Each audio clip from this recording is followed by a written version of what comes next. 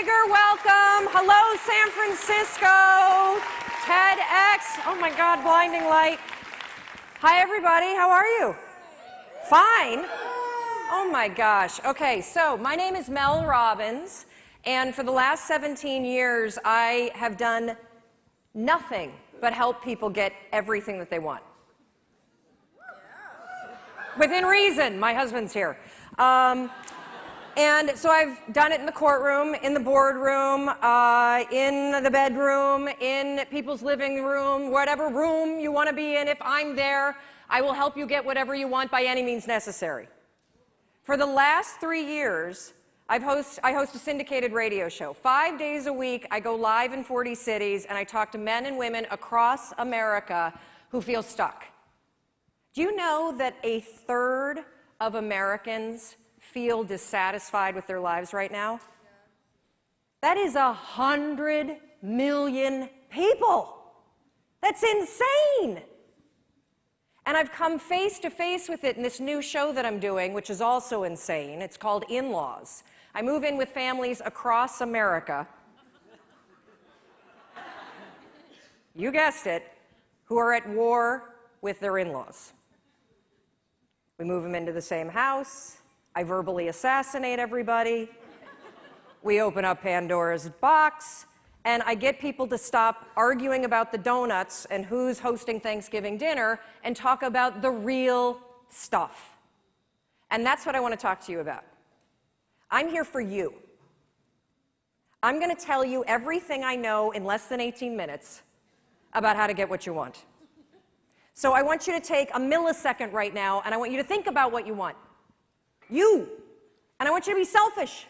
Screw Simon and the we thing. This is about me, right now.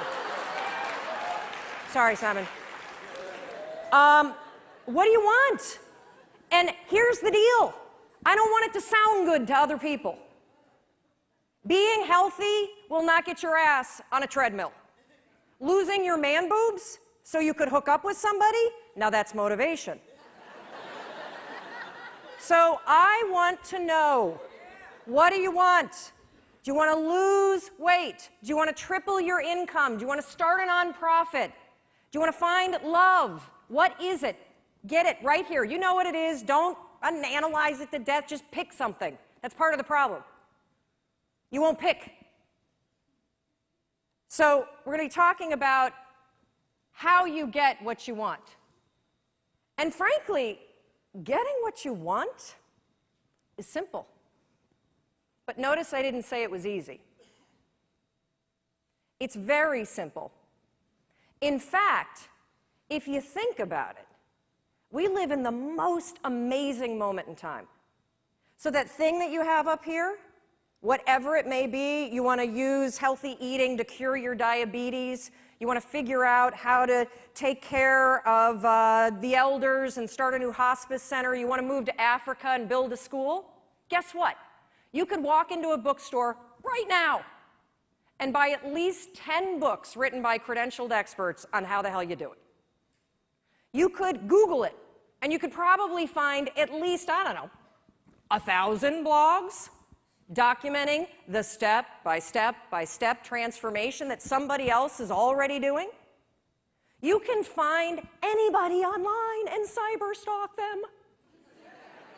You can just walk in their footsteps and let them, just use the science of drafting. Follow what everyone else has done, because somebody else is already doing it.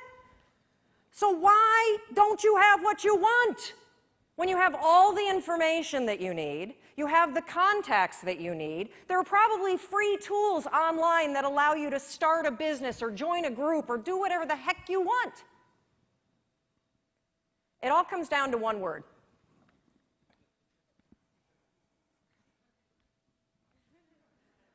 Shut the front door. You know what I'm talking about? The F-bomb. It's everywhere.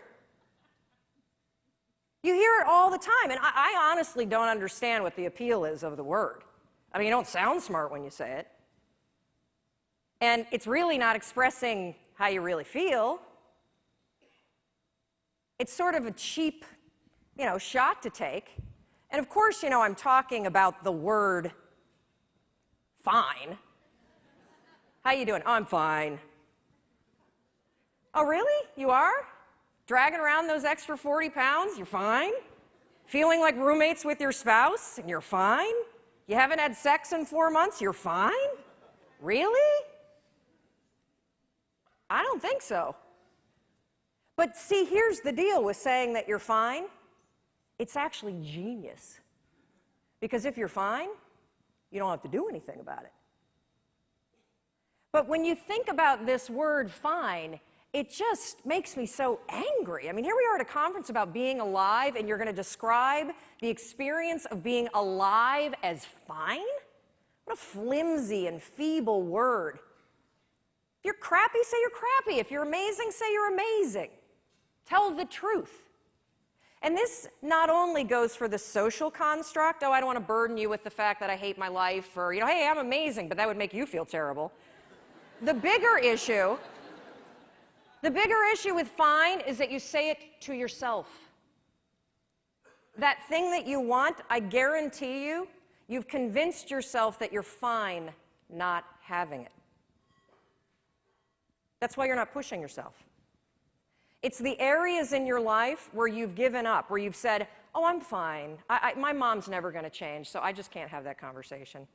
I'm fine. We got to wait until the kids graduate before we get divorced, so we'll just sleep in separate bedrooms. I'm fine. I lost my job. I can barely pay my bills, but whatever. It's hard to get a job. And, one of the reasons why this word also just annoys me so much is scientists have calculated, oh yeah, I'm coming down. Scientists have calculated the odds of you being born. That's right. They've crunched the numbers. I see you up there. They have crunched the numbers on you. Yeah, no, you guys standing up, you want to sit down for this. They've crunched the numbers on you being born. And they took into account all of the wars and the natural disasters and the dinosaurs and everything else. And do you realize that the odds of you, yeah, right here, put your computer away, stand up for me, Doug. So the odds of Doug here, turn around, say hi to everybody. The odds, of Doug being born at the moment in time he was born to the parents you were born to with the DNA structure that you have, 1 in 400 trillion. Isn't that amazing? I'm so lucky. Yes. You're not fine, you're fantastic. You have life-changing ideas for a reason, and it's not to torture yourself. Thank you. Thank you, Doug. Christine was right when she said all of you could be on stage, because all of you, we're all in this category. 1 in 400 trillion. All day long, you have ideas that could change your life, that could change the world, that could change the way that you feel. And what do you do with them? Nothing. Oh, hopefully I won't moon you. You didn't pay for that.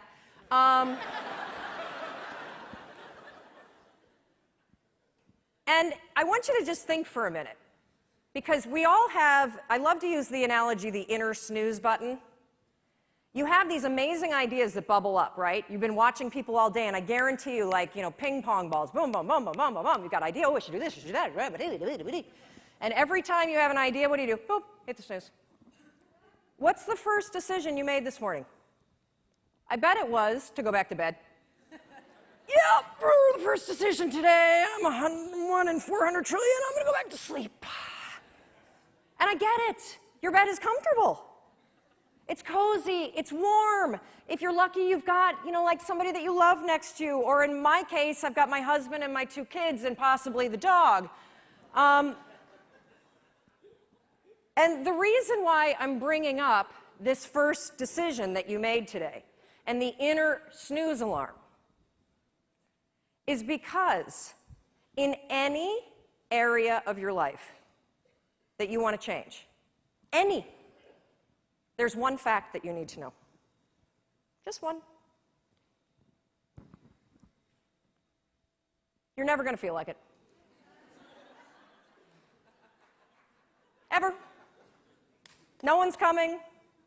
Motivation isn't happening. You're never going to feel like it. Scientists call it activation energy. That's what they call the force required to get you to change from what you're doing on autopilot to do something new. So try this test tomorrow. You think you're so fancy. I know you're attending TED. Try this. Tomorrow morning, set your alarm for 30 minutes earlier. And then when it goes off, take those sheets, throw them off, and stand up and start your day. No snooze, no delay, no I'll just wait here for 5 seconds because Mel's not standing here. Do it. And the reason why I want you to do it is because you will come face to face with the physical, and I mean physical, force that's required to change your behavior. Do you think that somebody who needs to lose weight ever feels like going on a diet? Of course not. Do you think they ever feel like eating boiled chicken and peas instead of a croissant? I don't think so. The activation energy required to get your ass away from your computer and out your front door to go on the walk you said that you were going to go on is the exact same amount of force that it takes you to push yourself out of a warm bed and into a cold room. What's interesting about being an adult is that when you become 18, nobody tells you that it's now going to be your job to parent yourself. And by parent yourself, I mean it's your job to make yourself do the crap you don't want to do so you can be everything that you're supposed to be. And you're so damn busy waiting to feel like it. And you're never going to. My son never feels like getting off his DS. That's my job. Get off the damn DS. Kendall, clean up the Barbies. If you're going to have a nude party in my bathroom, at least clean it up. God, chew with your mouth closed. We're not in a barn, for crying out loud. All right, dinner's coming. Get out of the pantry. As parents, and you were a kid, your parents make you do the things you don't feel like doing because you won't. Ever. Not now, not then, not ever. And even when you get good at something, you'll figure out something else you don't want to do. And then you'll plateau out and you'll get bored and you're like, I hate this job, this is boring. But will you look for a new one? No, you'll just bitch about that one. It's very, very simple to get what you want, but it's not easy. You have to force yourself. And I mean force.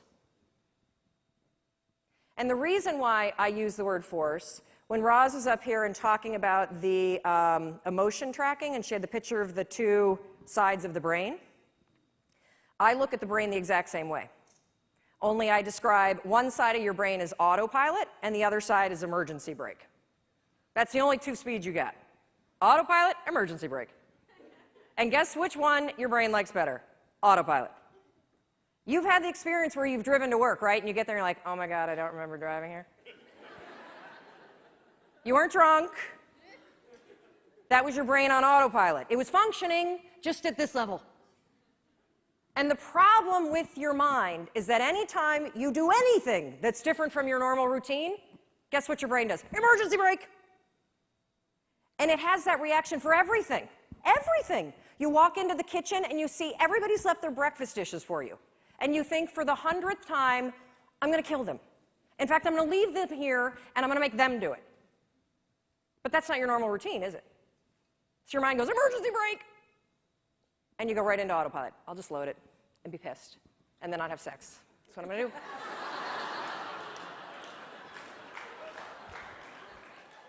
So when I say force, anything that's a break from your routine is going to require force.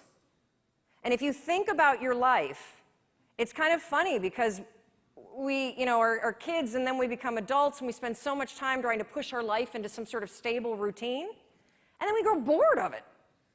You wake up at, the same time every day, you have largely the same breakfast, you drive to work the same way, you show up at work, you look busy, you avoid making calls, you update Facebook, you attend a meeting and doodle the whole time, you go back and update Facebook, you make plans for the evening, you look busy some more, then you drive home the same way, eat largely the same dinner, or, variety of it. You watch the same kind of media, and then you go to bed and do the same thing all over again. No wonder you're bored out of your mind. It's the routine that's killing you. I have this theory about why people get stuck in life. So most of you have probably taken your basic Psych 101 class, and you've bumped into Andrew Maslow's hierarchy of needs. Well, your body is kind of cool because you have these basic needs. And your body is wired to send you signals. If you are hungry, if you need food, what do you feel? If you need water, what do you feel? If you need sex, what do you feel? Thank you. I think when you feel stuck or dissatisfied in your life, it's a signal. And it's not a signal that your life is broken. It's a signal that one of your most basic needs are not being met. Your need for exploration. Everything about your life, about your body, grows. Your cells regenerate, your hair, your nails, everything grows for your entire life. And your soul needs exploration and growth.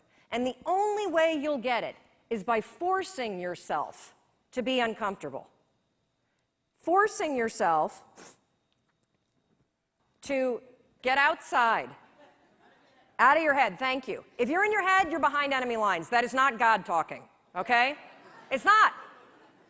In fact, if I put a speaker on it and we broadcast what you say to yourself, we would institutionalize you. You would not hang out with people that talk to you the way you talk to yourself. So get out of your head.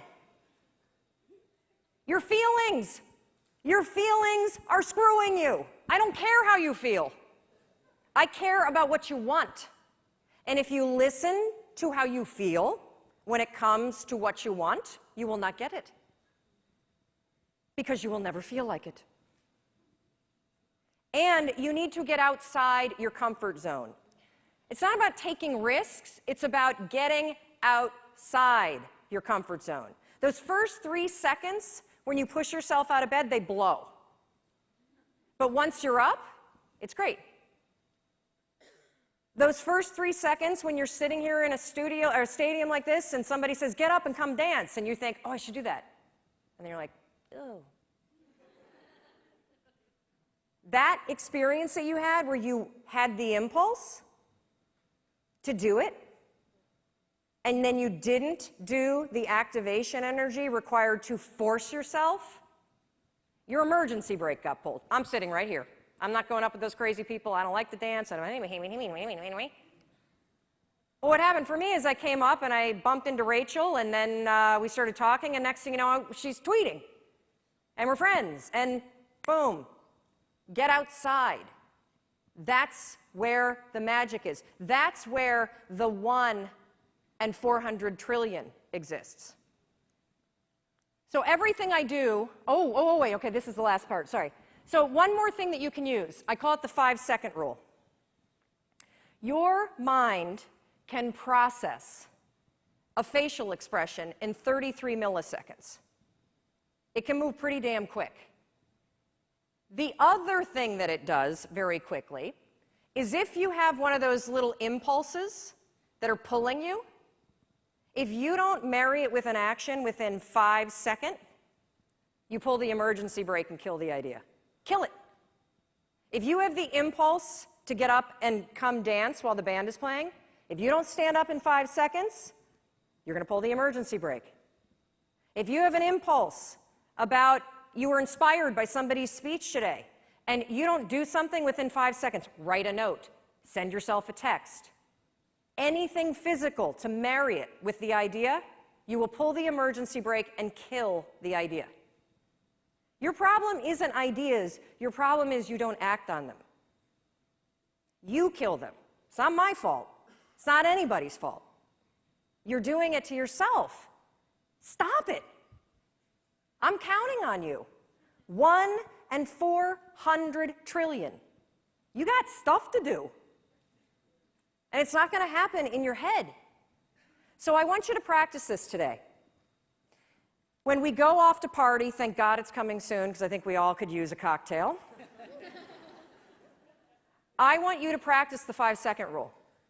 You see somebody and you think you have that impulse, they look interesting. Walk over there. You were inspired by somebody and you have a request, make it. That's why you're here. Experiment with it, and I think you'll be shocked about what happens. And one more thing, I want you to know that everything that I do, whether it's the radio show or the television show or the book that I wrote or the column, it's for you.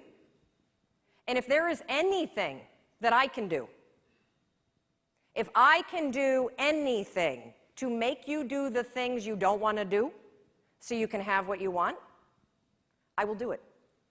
But you need to walk over, you need to open your mouth, and you need to make the request. You got it? Good. Go do it.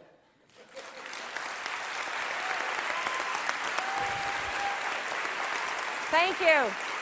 Thank you. Yes, stand up. You have the impulse. Stand up. Thank you.